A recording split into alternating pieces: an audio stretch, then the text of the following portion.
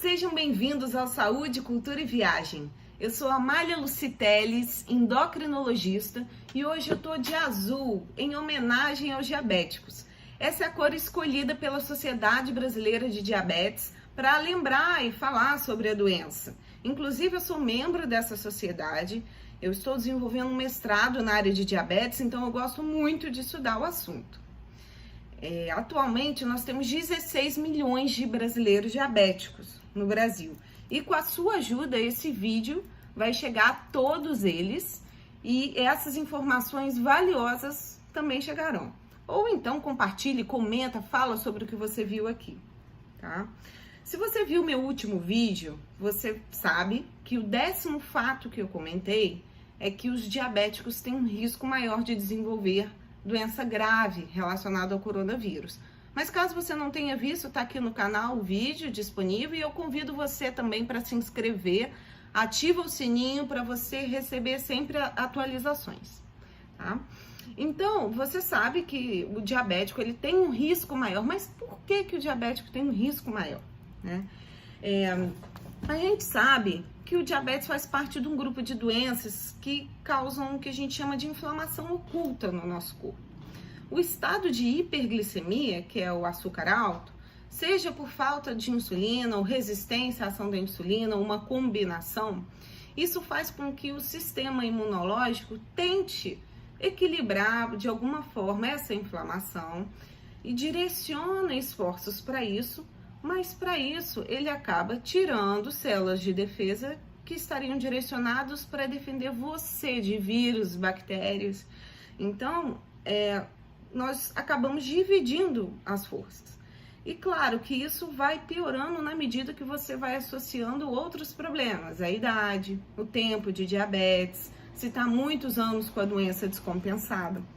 Então, porque a circulação do diabético também vai ao longo dos anos sendo prejudicada. Então, essas células de defesa também vão tendo dificuldade para chegar nesses pontos mais longínquos, né, do nosso corpo.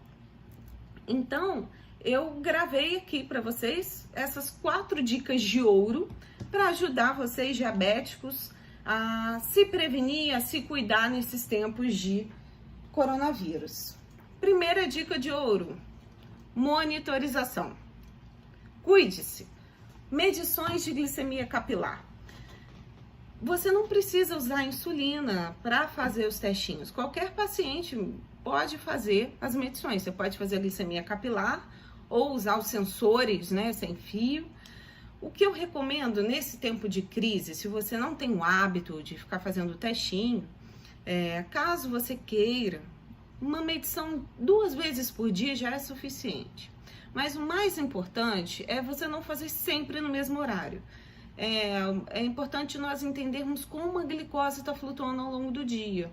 Então, eu falo para os meus pacientes assim: escolhe uma refeição por dia. Um dia você faz antes e 2 horas depois do café. No outro dia, antes e 2 horas depois do almoço. E no outro dia, antes e 2 horas após o jantar.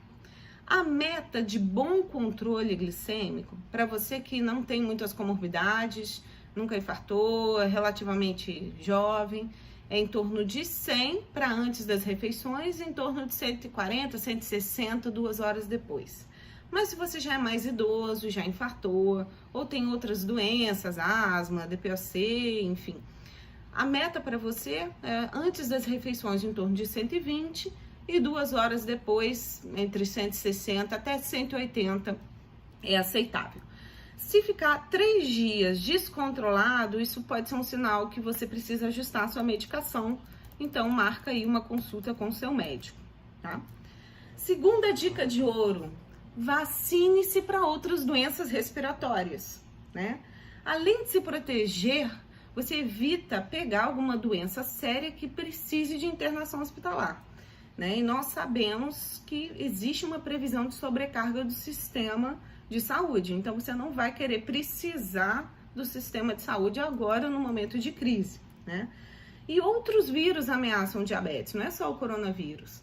Ano passado, o vírus influenza teve aí em torno de 250 a 500 mil mortes no mundo, né? E diferentemente do coronavírus, o influenza já tem vacina, tá? As vacinas que o diabético pode fazer, né, deve fazer, são a influenza anualmente, a pneumocócica, 1 ou 2 doses, a meningocócica e a vacina do sarampo. Inclusive, está tendo, né, campanha para vacinação do sarampo. Tem outras vacinas também, mas eu citei essas 4 que são mais relacionadas a doenças respiratórias, que é o foco aqui da nossa conversa. Terceira dica de ouro, sobre os comprimidos, os inibidores de DPP-4, que são as gliptinas. Sitagliptina, linagliptina. Se você também viu meu vídeo dos 10 fatos, eu comento que o vírus ele usa o receptor do DPP-4 para entrar na célula e começar a causar doença. Mas o que isso tem a ver com diabetes? Um dos medicamentos para o diabetes inibe a ação desse receptor, né? Na verdade, do DPP-4. E aí, quando a gente usa um medicamento que faz essa inibição, existe uma reação da célula de aumentar a quantidade de receptor. É como se fosse assim, eu bloqueei uma fechadura. A minha célula respondeu e criou várias outras fechaduras. E o vírus entra por essa fechadura. Então, o que isso significa? Você pode aumentar o risco de proliferação desse vírus no seu corpo. Então, isso pode ser uma das causas pelas quais o diabético também tende a ter doenças mais graves. Mas, segundo um informe publicado pela Sociedade Brasileira de Diabetes no dia 13 de março, ainda não é motivo para fazer nenhuma modificação de medicação, não existe ainda substrato, não existe ainda evidência para nós fazermos esse tipo de movimentação, tá? Então, para você que usa esse medicamento, tem ouvido falar aí do DPP-4, não precisa, a princípio, mudar, mas fica atento porque isso tudo é dinâmico e essas orientações podem mudar a qualquer momento. Quarta dica de ouro, sobre o tratamento em relação ao coronavírus e a prevenção, né? Ainda não tem um tratamento específico para o vírus, mas um dos sintomáticos muito utilizado, principalmente na Europa, é o ibuprofeno, que ele ajuda a controlar a febre, a dor.